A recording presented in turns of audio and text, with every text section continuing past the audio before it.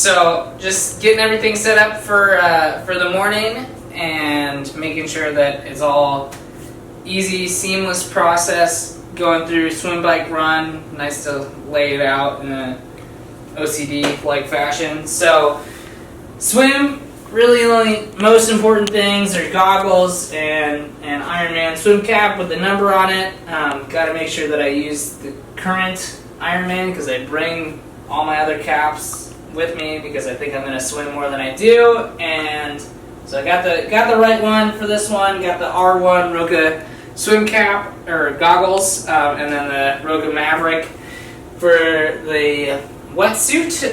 Wetsuit water was 72 degrees today, so it's definitely going to be wetsuit legal. Other really important part is the, whatever this is called, timing chip.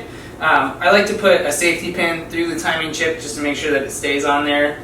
It would really suck to go through the whole race and not have a time because you don't have a timing chip. So making doubly sure that that Velcro stays on there with a safety pin.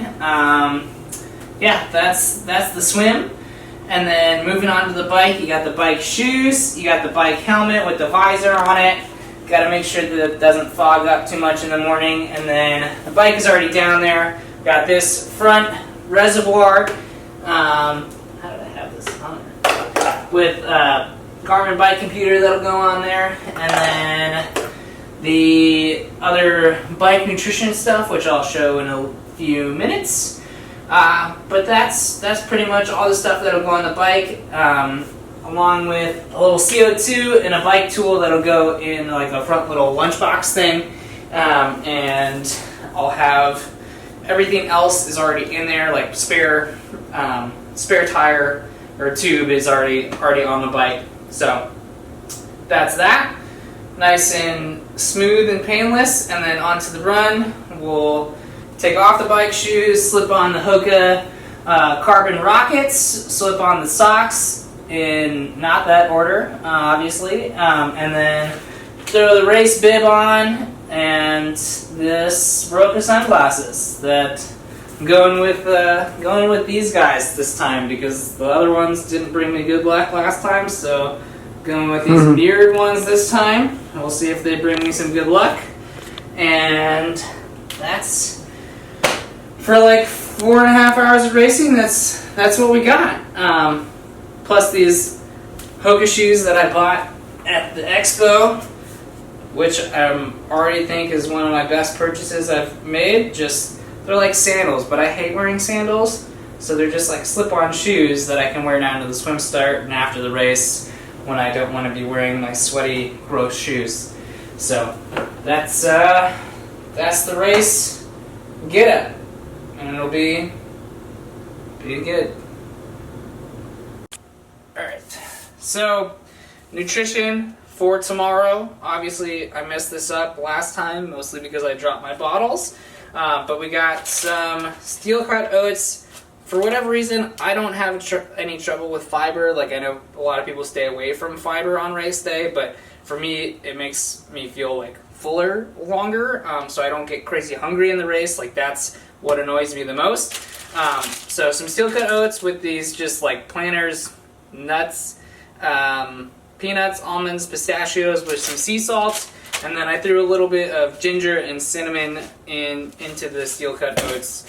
So I'll make that in the morning. I'll throw those in there, cut up a banana, chiquita banana in there, and then some Endurance Tap. It's basically just maple syrup with, again, some ginger and some sea salt. Drizzle that on top. And that seems to do the trick. So that'll be breakfast along with an S-Fuels Endurance bar, just a high-fat, high-protein bar, again, going for 4.5 hours tomorrow, so I don't really want to be hungry at all. So gotta kind of get everything in the stomach that I need early on, and then let it digest before the race begins. I'll have 2 cups, K-cups, Keurig cups of this bulletproof coffee, along with this little powdery mix. This is the S-Fuels Life powder, basically MCT powder. or a coconut oil powder with some collagen peptides as well, so a little bit of protein in there. And then again, I threw some cinnamon and ginger because that just kind of sits well in my stomach and tastes pretty good. So it's in this really appetizing little plastic bag. And then got water bottles. Not that I don't trust tap water, but I don't really trust tap water. So water bottles that I will put from there into here. I'll have 3 bottles. I'm currently drinking one somewhere else around here. One will have S Fuels Train blend, which is like a higher fat, lower carb blend to start the race. That way I'm utilizing as much fat as I can, and then I'll switch over to their Race Plus blend for like the next 2 bottles.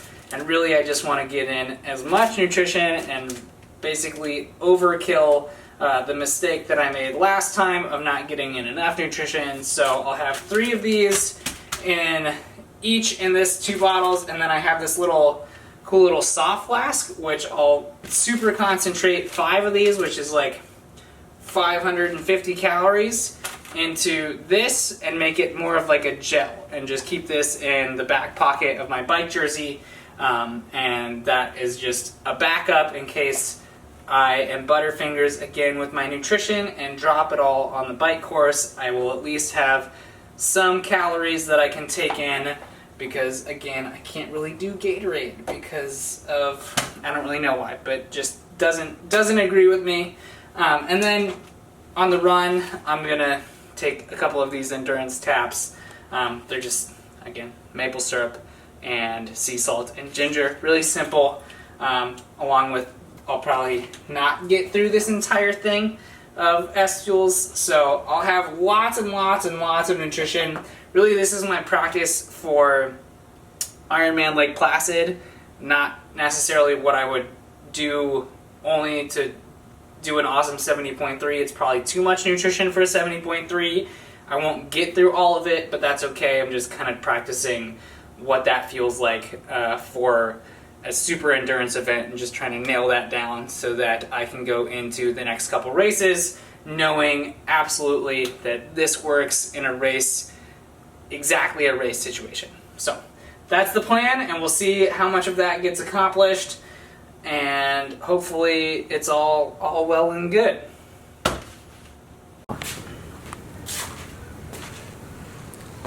Alright, race is done. Finish your medal, pretty cool little palm tree, and then Ironman's got these nondescript 70.3 hats. I guess they're balling on a budget and don't want to say Gulf Coast on them.